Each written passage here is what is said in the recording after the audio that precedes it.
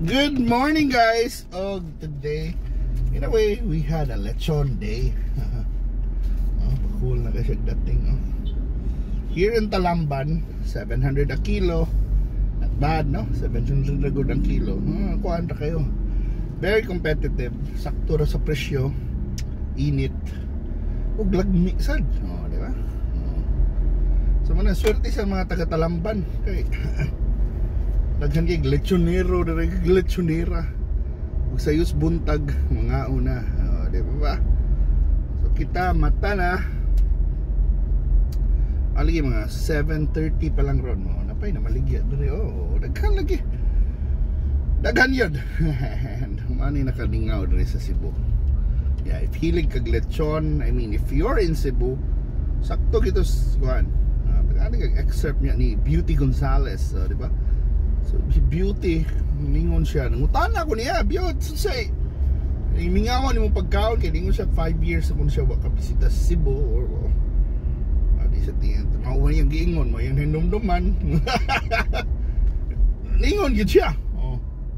Mingaw siya, lechon, nguyong, balbakuwa, danggit, yaw kay bataan, kuhan yun eh, kabalog yan. Kabalog yun doon sa kanon resibo. Diba? Gilamos. So, mauna pa. I'm sure kani mga, if you're a Cebuano and you migrate to Manila again, or to other provinces or countries, for sure, money, one of the experiences na di na mo ma-experience diba? Sa inyong bagong lugar. Having lechon for breakfast, you know, on the streets. Walay. Kuhaan ra ba?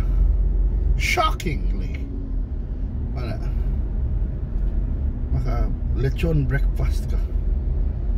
Diba? Walang ganyan sa States. Mga yan ba? Walang ganyan sa Manila. Walang ganyan sa Cebu lang yan. Diba? Maybe may ganyan sa Bali rin.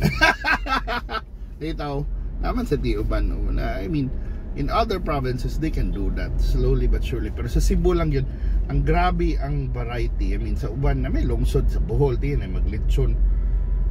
Naamang yun na. Sa Pilipinas, even Batangas. But in Cebu, it's like a institution. It's a common practice already for a long time that, you know, we celebrate Sundays with lechon. Kasi karon Sunday man kay maybe we're also a coastal city or coastal atong kuan naghantag coastline ya, then mag-beach tingin ang mga tao sa una kada Domingo naman na mag-lechon sila ya, kadagan di na sila mag-beach kay mura mag-traffic na. But the lechon tradition is still there. Yeah, I remember sa kids palagi ko nung nakimusturian ako. Pagkabata nila, palit sila lechon o sa kakilo. Mga bata pa na mga. Kaya dayon, di sa di mga super dato, mga middle class na ba, pero daan, litro na nagkokok, litro, di ba? Lechon. Ako magsuon sa una, nga anak kapahiter. I think, tayo palit mig lechon, I think, tungas kilo, iyahara. Kaya na yun, lagot pa kung kuhaan. Kaya na yun, napaltnira ni litro. Sa kalitrong coke, dili, litro. Litro, or family size, pero litro. Litrong coke, bang! For one person lang, I'm sure daghan og ingana sa Cebu na nagdako og ingana. Kasi nasa ko ingana, ko isuon na ingana. Na ko'y kailan, ningon sa ingana siya, nasa ito yung amiga na ko na yung isuon. Ingana sad ko no, fighter kayo. I mean, not every Sunday tinay mabuhat, pero once in a while ba na mag-lechon siya ya. Patnira ni ko sa ka litrong coke, magbugnaw kaayo, di ba? Laban. Di ba? Pero ano, mayon man ang mga tao na, ay mo palapi iwas diabetes, hypertension, pinakulidaran na, pero para usahay ba? Cebuanos do that.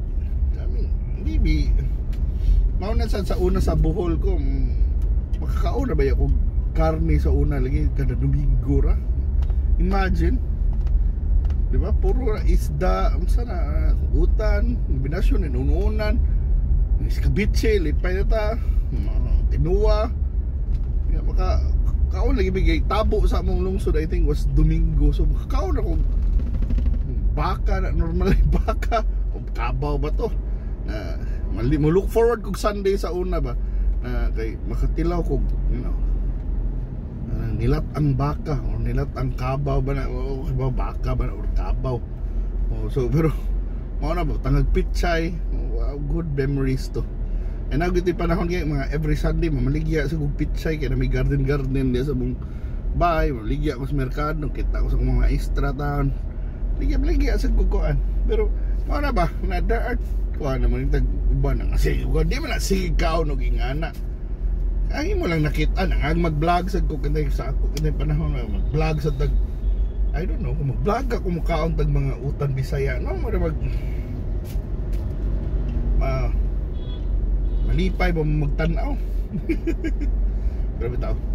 So ayan na to. Pero di ba in a way kanang uban ba kanang di sad ka-afford di lechon kada adlaw. Di sad while Cebu has lechon every day but pero I mean in reality ba di ka ka-afford lechon kada adlaw. Kung kinsa na ba not only for health but for financial reasons makag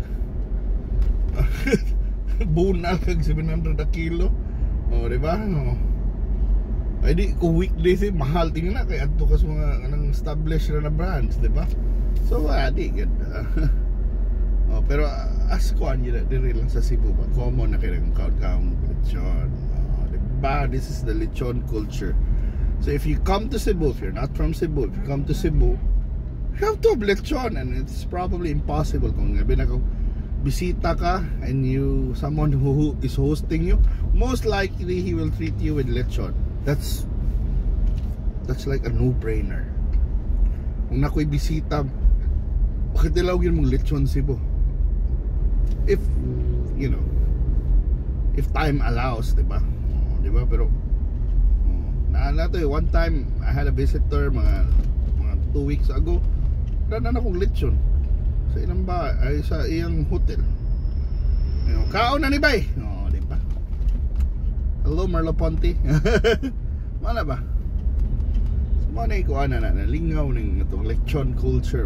Ako maningaw ra gid ko ng lechon culture. Ko ana. It's part of us. So, diba? It's part of our culture sa Cebu. And mana ang pasabot na ba?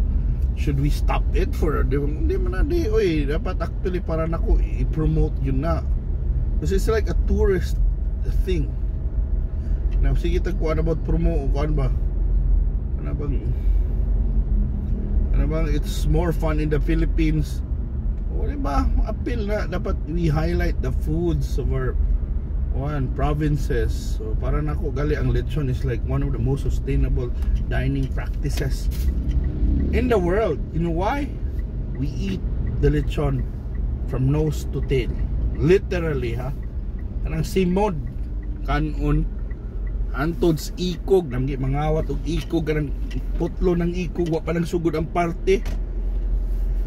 Kuuton maging dila magilog sa dila. So imagine walay waste sa baboy, ang sod, ang dugo, even the blood.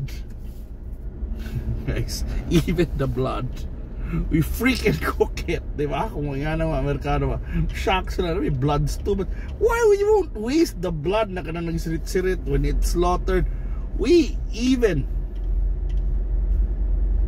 kanang lechon doesn't come from the slaughterhouse.